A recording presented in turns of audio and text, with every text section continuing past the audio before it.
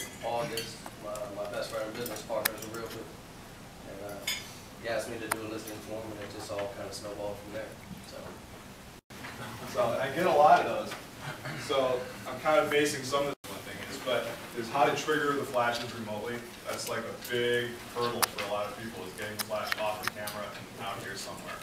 It makes a huge difference. If you haven't found the Strobist blog, you need to be reading that. But radio triggers are the best way to do it. I'm just going to pass this around. So I just got a turn it on actually. Direct hit. Wake up, crew up. Testing.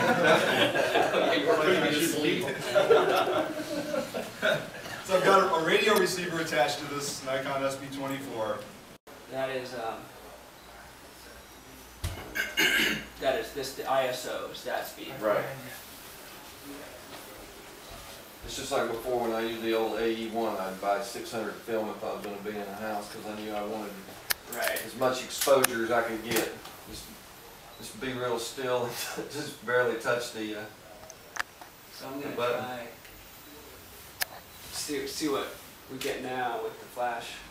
So I'm just going to turn it on. I guess it is always on. Let's try it. There's a Canon flash. Yeah. It's a Canon camera, so it should work. Actually, the master bath is pretty good to shoot, Thomas. Yeah. In fact, yeah.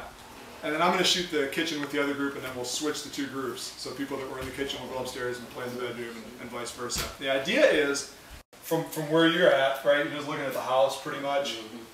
I really could care less about that. This one, though, that's, if I could bring all of that in, that would be great. I can't, but that I like. So I'm going to have to steer an exposure somewhere in between those two, I think, that looks pretty good. Which means I'm probably going to be shooting at, I'm guessing, an 80th to 100. You can kind of cup it with your hand a little bit, like so.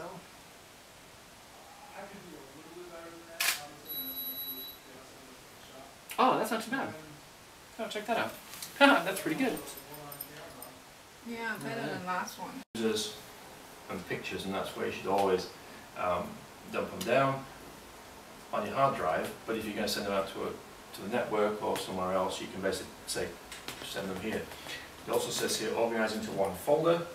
You can cut and paste if you want to, but if you want to light it properly and have like maybe 30 seconds of post on it, then if you're using these flashes and pointing them directly at something, now barring it's aluminum windows, which is a real pain in the butt, sometimes I've had to recreate windows because I've blown them with my flash inside. So with that being barred, they only make a pinprick. They make a pinprick of light in the window because it's a direct flash. It's not hitting off anything. It's going right into the scene. It's being feathered, but the actual origin of the light is really only the size of a flash itself.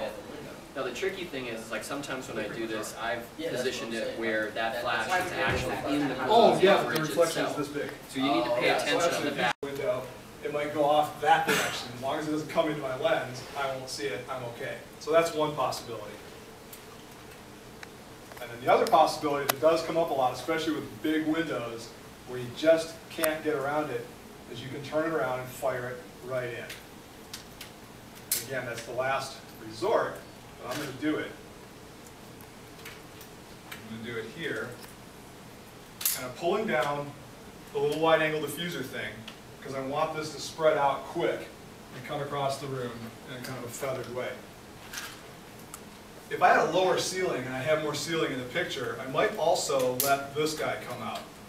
And that's just going to flag the light so I don't get a hot spot right up above these lights. It's so common you see those hot spots right above where the cameras or where the lights are.